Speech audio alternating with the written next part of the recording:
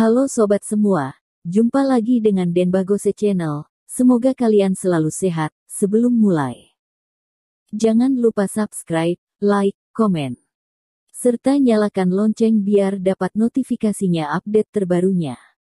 Bab 1857 Guru dalam Kesulitan.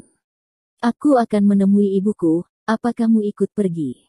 Thomaskin memandang ayahnya, Bayerkin. Bayerkin menghela nafas dan tetap diam untuk waktu yang lama. Tunggu kalau ada kesempatan baru pergi. Hati Bayerkin cukup galau.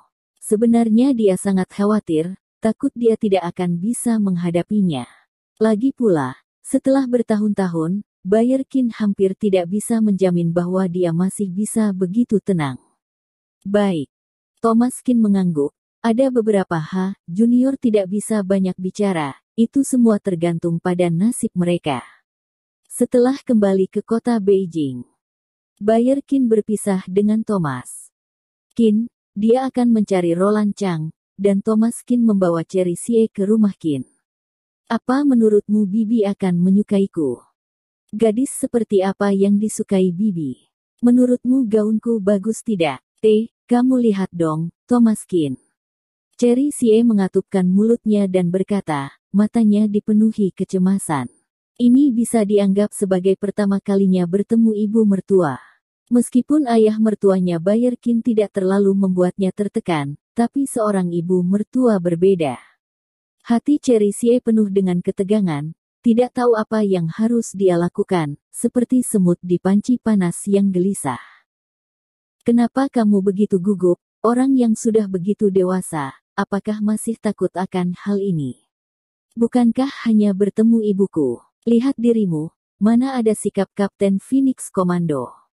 Thomaskin tersenyum dan berkata, Cherry pulih dari cedera serius, wajahnya sangat cerah, dia memakai gaun panjang biru muda dan akhirnya terlihat feminin. Dulu, dia selalu suka memakai pakaian yang praktis. Cinta benar-benar bisa mengubah seseorang. Kamu masih komentar? Bertemu ibumu, aku tentu saja harus lebih serius. Cherry Xie cemberut dan berkata, dengan wajah penuh ketidakbahagiaan, Thomaskin bahkan tidak peduli sama sekali, dan tidak tahu apa yang orang ini pikirkan.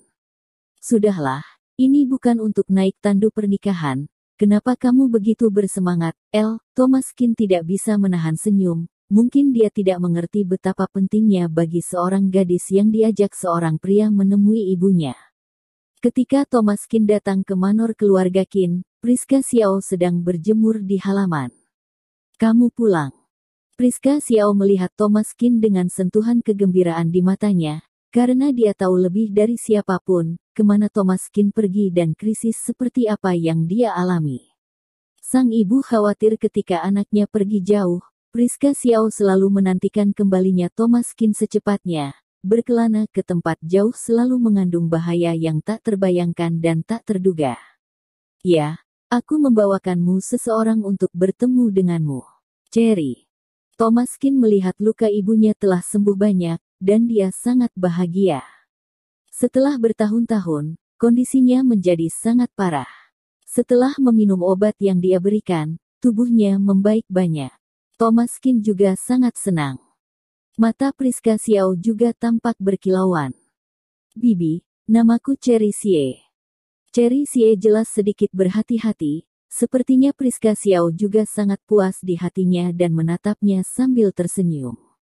Seorang gadis yang baik, meskipun aku tidak keluar rumah selama bertahun-tahun, aku pernah mendengar ketenaran pahlawan wanita Xie, Kapten Phoenix Komando memang pemberani dan cantik. Priska Xiao mengangguk sambil berkata, memegang tangan Cherry Xie dengan ekspresi puas di wajahnya. Bibi terlalu memuji, aku tidak termasuk seorang pahlawan wanita.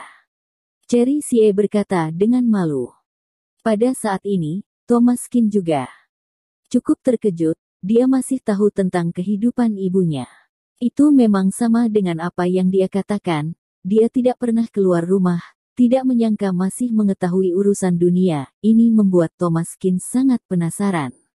Aku akan tenang saat kamu menjaga Thomaskin di masa depan, yang namanya pria, kamu harus menjaganya dengan baik. Priska Xiao berkata sambil tersenyum. Kedua wanita itu saling memandang dan tersenyum, dan Cherry Xie senang, sepertinya dia sangat menyukai Cherry Xie. Pada saat ini, Thomas Qin tiba-tiba menerima telepon. Yansen Ye dalam masalah, lingkar timur kota Beijing, rumah Ye.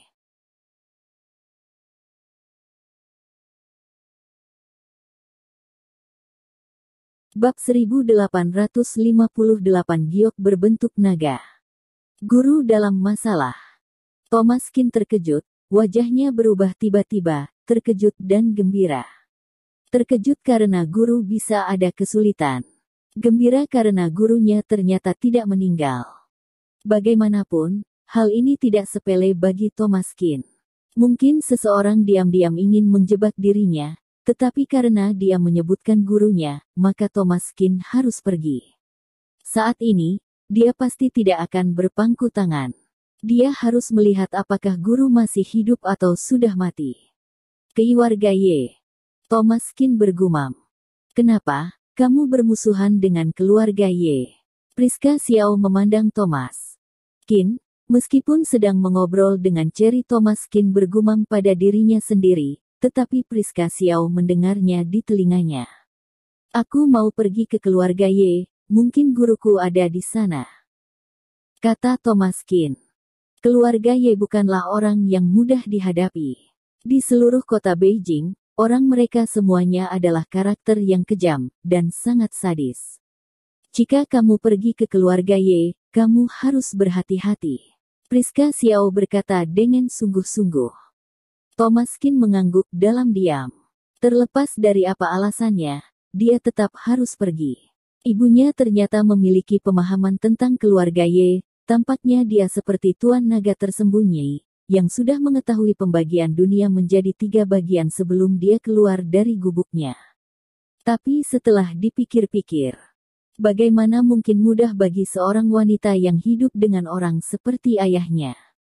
Tiffany telah mengejutkan Thomas Qin dengan parah. Dia selalu meremehkan ibunya, bahkan mungkin dia tidak tahu kekuatan ibunya. Wanita parubaya yang tampak sakit-sakitan ini memiliki tatapan yang lebih tajam dari siapapun. Bawa ini. Priska Xiao melepaskan liontin giok berbentuk naga dari sakunya dan menyerahkannya kepada Thomas Qin. Apa ini? Thomas Qin tercengang sejenak, sedikit mengernyit, bertanya-tanya apa yang sebenarnya diwakili oleh liontin batu giok berbentuk naga ini. Itu hanya liontin giok biasa, tapi jika orang keluarga Ye tidak tahu diri dan berani mempermalukanmu, liontin giok ini bisa membuatmu tetap aman. Priska Xiao tersenyum ringan. Hati Thomas Qin kaget. Sepotong kecil liontin giok dapat membuat keluarga Ye mundur. Berapa banyak energi yang dibutuhkan ini? Thomas Qin tidak tahu, meskipun dia mungkin tidak perlu menggunakan liontin giok, tetapi ini adalah pesan ibunya, dan Thomas Qin tidak menolak. Karena sudah kembali ke Beijing, maka tinggallah sebentar, tinggallah untuk berbicara denganku, ya.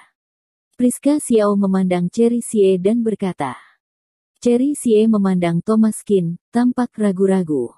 Karena ibu memintamu untuk tinggal, maka tinggallah. Thomas Qin berkata. Cherry Xie mengangguk, wajahnya yang cantik memerah.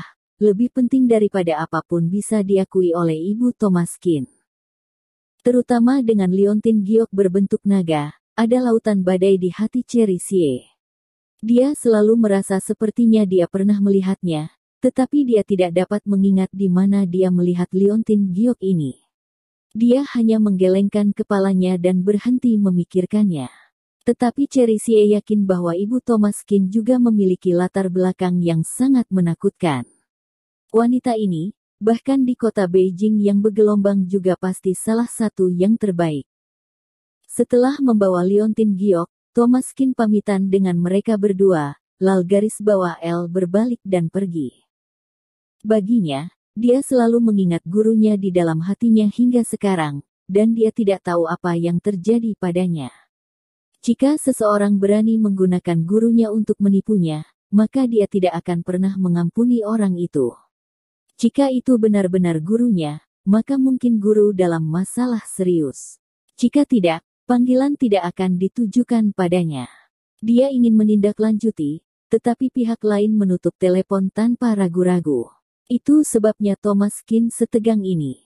Guru, jangan ada musibah terjadi padamu, sebaiknya kamu masih hidup. Thomas Kin tidak tahu harus tertawa atau menangis di dalam hatinya, dan bergegas ke keluarga Ye dengan cepat. Yansen Ye adalah gurunya dan bahkan ayah keduanya.